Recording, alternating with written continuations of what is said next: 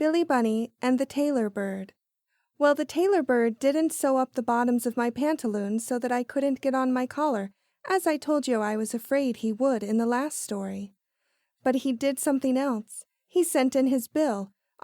He pushed his bill in through the open window and asked me if I was ready to try on my new spring suit. But I told him I didn't have time, 'cause I had to write a Billy Bunny story. So he flew away with his bill without another twitter. And after he had flown for 300,000 short flutters, he came to where Billy Bunny and Uncle Lucky were fishing. "There's no use to fish any more, my friends," said the Tailor Bird, "for the trout have gone to a dance, and they don't bite when they dance." "That's very kind of you to tell us that," said Uncle Lucky, and he pulled his hook out of the water.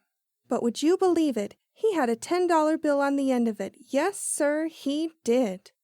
And if I thought there were any more $10 bills in that trout stream, I'd go right off now without finishing this story and fish there for the rest of my life.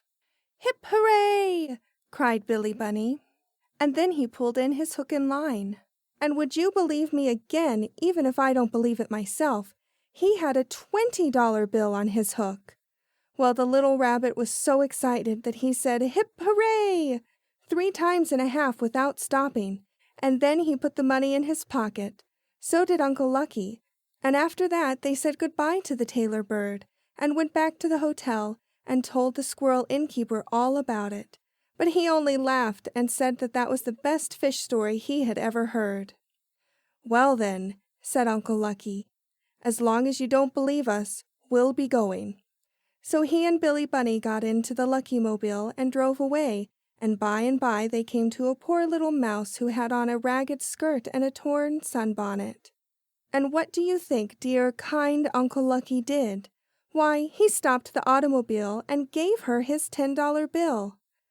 "Now run home to your mother," said the generous old gentleman rabbit, "and tell her to buy you a new dress and something for herself." And didn't she run! That is, after she got over her surprise. For at first she could hardly believe her eyes, for I guess she'd never seen a $10 bill before. "The next poor person I see, I'm going to give my $20 bill to," said Billy Bunny.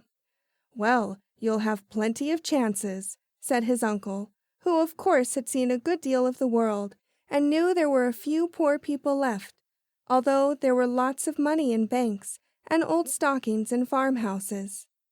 Now I haven't room tonight to tell you who Billy Bunny gave his money to, but if you wait until tomorrow night you shall hear all about it.